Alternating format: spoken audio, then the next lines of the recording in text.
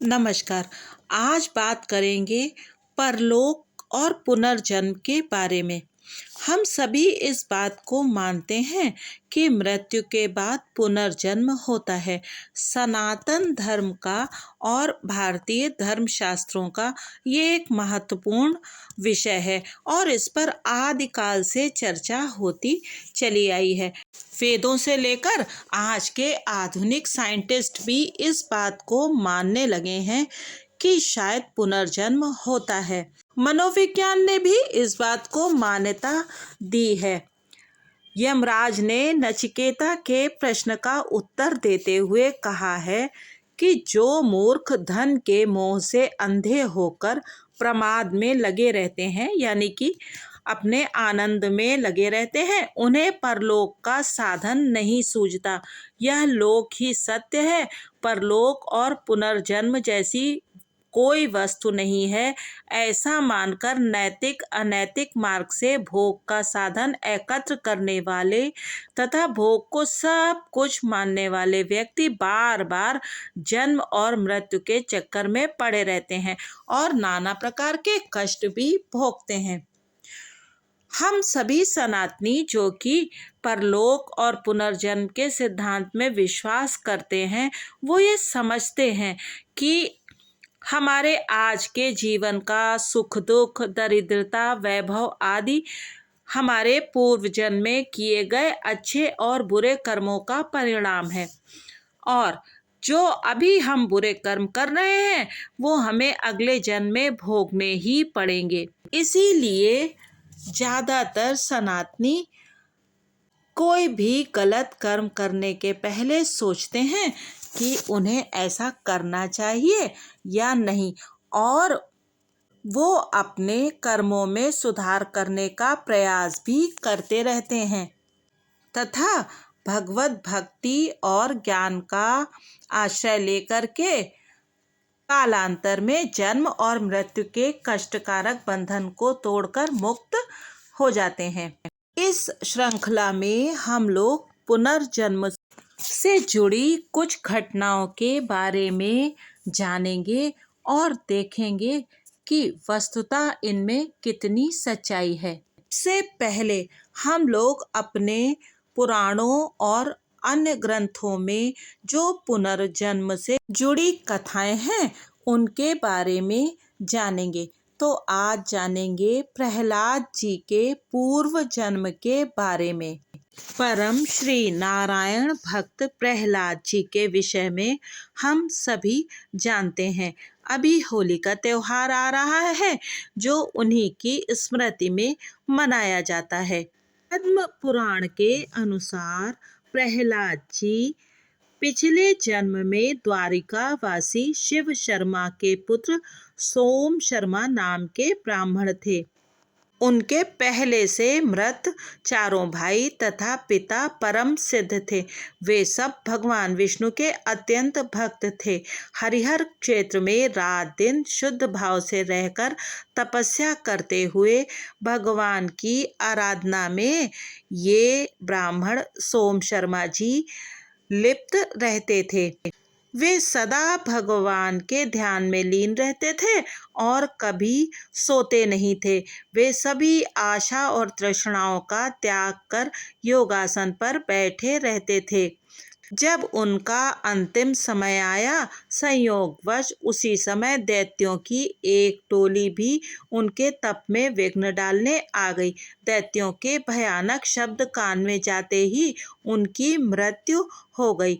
अतः दैत्यों की आंशिक स्मृति से गीता के सिद्धांत के अनुसार उनके प्राण दैत्यराज हिरण्यकशिप की पत्नी कयाधु में प्रविष्ट हो गए। गीता का सिद्धांत है कि मनुष्य के अंतिम समय में जो भी बात उसके ध्यान में आती है उसको अगला जन्म उसी प्रकार का मिलता है।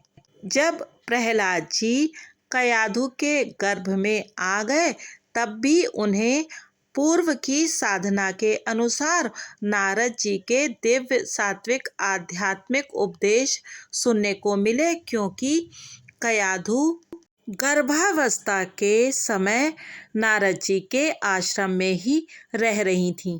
प्रहलाद जी को अपने पूर्व जन्म के साधन के कर्म भी याद हो आए और जन्म के बाद उन्हें भगवान नरसिंह जी के साक्षात दर्शन हुए और उनकी पूर्ण कृपा भी प्राप्त हुई।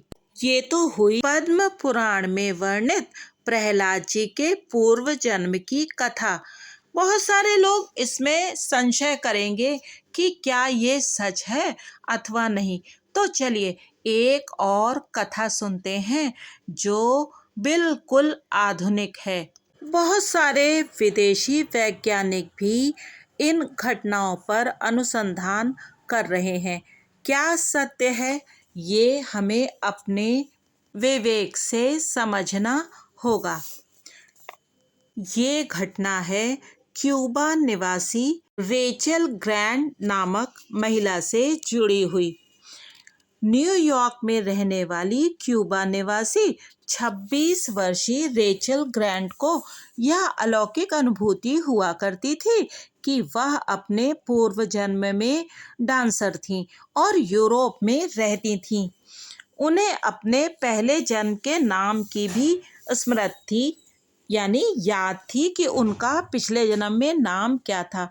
उन्होंने बहुत खोज करी और तब उन्हें पता चला कि यूरोप में आज से 60 वर्ष पहले स्पेन में उनके विवरण की एक डांसर रहती थी। रेचल की कहानी का अधिक आश्चर्यजनक अंश ये था जिसमें उनका कहना था कि उनके वर्तमान जन्म में भी वह जन्मजात डांसर ही हैं और बिना किसी के मार्गदर्शन या ट्रेनिंग के उन्होंने अपने आप हाव भाव से युक्त डांस करना सीख लिया था। इस घटना के बारे में आप क्या कहेंगे।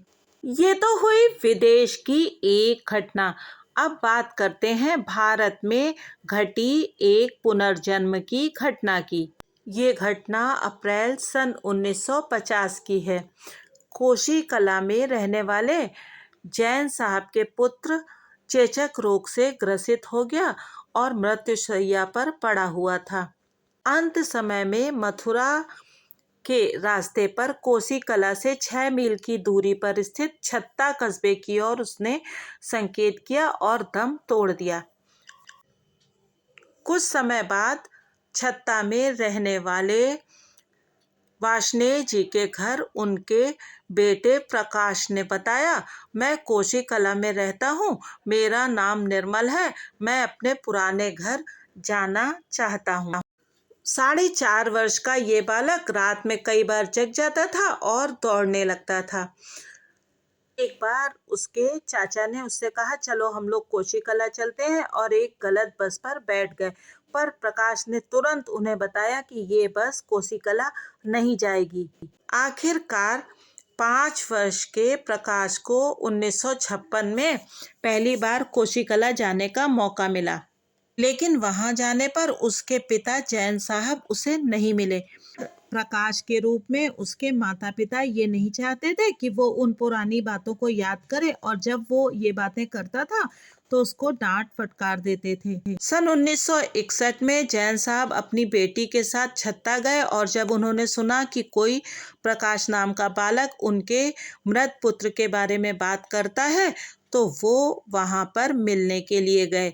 उस बालक ने तुरंत अपने पुराने पिता को पहचान लिया और फिर उसकी माँ भी जब उससे मिलने आई तो वो रोने लगा और अपने पुराने घर वापस चलने की जिद करने लगा। उसे जब उसके पुराने घर ले जाया गया तो उसने सब लोगों को पहचान लिया, घर पहचान लिया, और फिर वो कई बार कोशी कला गया। हालांकि उसके पिता नहीं चाहते थे कि वो वहां पर जाए।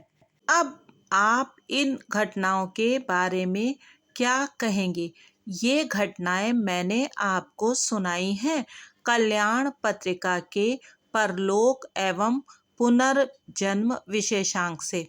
असल में हमारे जीवन में घटने वाली बहुत सी घटनाएं ऐसी होती हैं जब हमें लगता है ऐसा हमारे साथ ही क्यों हो रहा है, तब जब हम पुनर्जन्म के सिद्धांत की बात पर आते हैं तो हमें ये समझ में आ जाता है कि हमारे पूर्व जन्म के कर्मों के अनुसार ही हमें सुख या दुख की प्राप्ति होती है।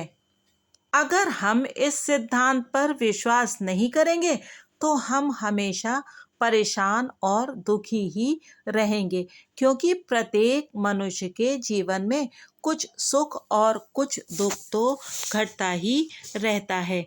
अतः अपने धर्म पर पूर्ण विश्वास रखिए और अच्छे कर्म करते रहिए। इस श्रृंखला में हम ऐसी और बहुत सी घटनाओं और कथाओं के बारे में आपको बताते रहेंगे। बने रहिए सरोजेंद्र सनातनी के साथ और कृपया चैनल को सब्सक्राइब करना ना भूलिएगा। अगर आप ऐसी किसी घटना के बारे में जानते हैं तो कृपया कमेंट सेक्शन में अवश्य बताएं। धन्यवाद।